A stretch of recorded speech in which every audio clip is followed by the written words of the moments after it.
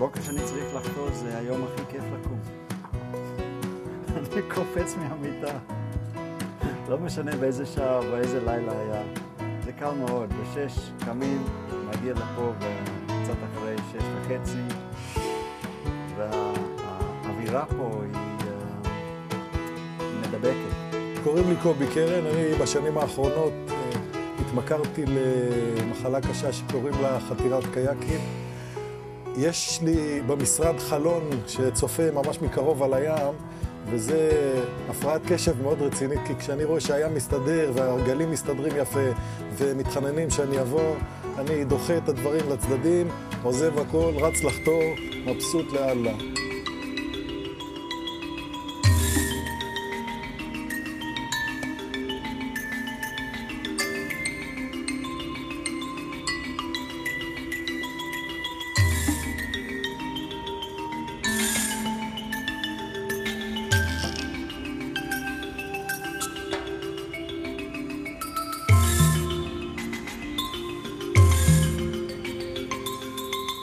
העבודה שלי לוקחת אותי לחו"ל לפעמים 2-3 בחודש. אז כשאני בארץ אני כאן כמעט כל יום. כמה שיש חתירות, אז אני פה. באמצע טיולים, אם אני מדריכה טיול ארוך מדי, וכל הטיולים שלנו בסוף עוברים ליד הים, אם זה ליד האדריאטי, אם זה בים התיכון של טורקיה, אם זה עכשיו התחלתי להדריך במרוקו, אז פתאום יושב ומסתכל על האטלנטי עם הקבוצה, והם מסתכלים על הים, ומסתכלים על המגדלור, ומסתכלים, ואני אסתכל על הגולשים, ואני אחפש קייקים, ואני אתגעגע לקייק שלי.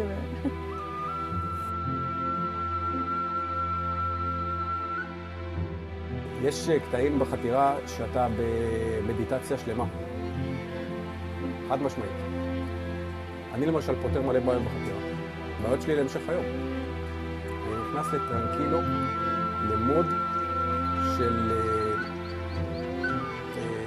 של חצי מדיטציה. אנשים משלמים כסף ללכת למדיטציות, לעשות זה, לעשות פה. זה המדיטציה הכי טובה.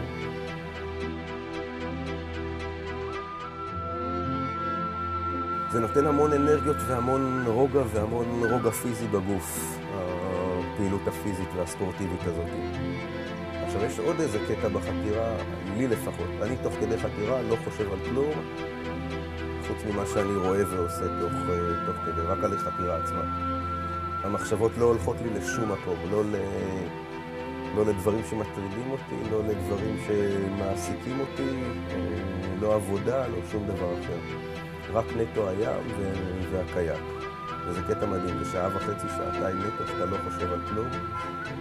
אין לי הרבה הזדמנויות במשך היום להיות ככה מפוקס וצף למעשה, שום דבר. מה שמדהים זה השינויים. שאתה יכול לבוא יום אחד והים מופלט על לחלוטין, ויום אחרי זה הוא כבר הפוך לחלוטין, וזה בדיוק אותו מקטע שחתרת בהפרש של 24 שעות, וזה עולם אחר. זה לא אותו מקום בכלל. כל הקטע של הקייקים יש בו איזה משהו מפחיד למישהו מבחוץ. מפחיד, מסובך, יש איזה משהו חדש ומאיים בקייקים.